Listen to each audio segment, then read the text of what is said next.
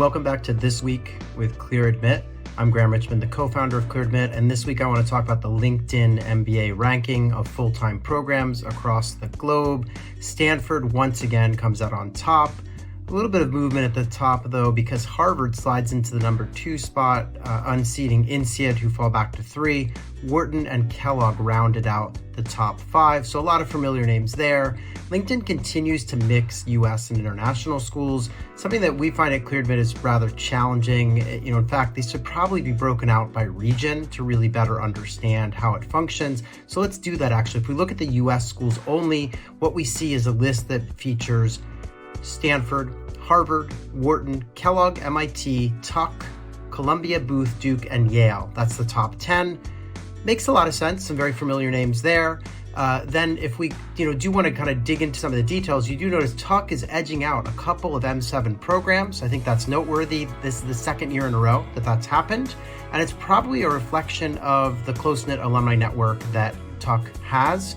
Over in Europe, we see INSEAD, followed by LBS, Oxford, ESA, IMD, HEC, ESSEC in France, Cambridge, RSM, and IE. Those are the top 10 if we just pull out Europe only from the LinkedIn ranking. And finally, when we look at Asia Pacific, things get a little strange. We have the Indian School of Business at the top, but then we've got IIM Calcutta, IIM Ahmedabad, IIM Bangalore, and IIM Lucknow. That's just the top 5. And it goes on from there, but it's mostly all schools in India. Some of this is due to the fact that LinkedIn does not seem to have good data on schools with alumni networks in China.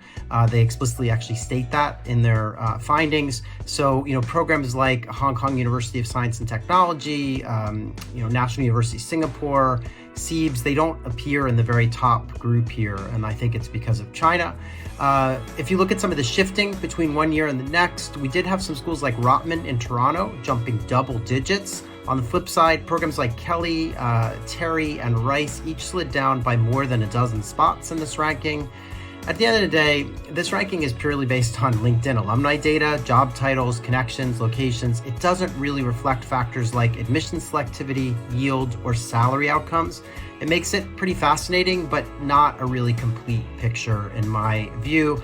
I do think it'd be kind of cool if LinkedIn would dig into the data and showcase even like hyper-regional information. So for example, which MBA programs have the largest density of alumni in the San Francisco Bay Area, and how connected are those alums to their fellow classmates, but maybe also to other leading MBA program classmates and things like that. So something to consider down the road, but that's our take on the LinkedIn ranking, and that's This Week with ClearAdmit.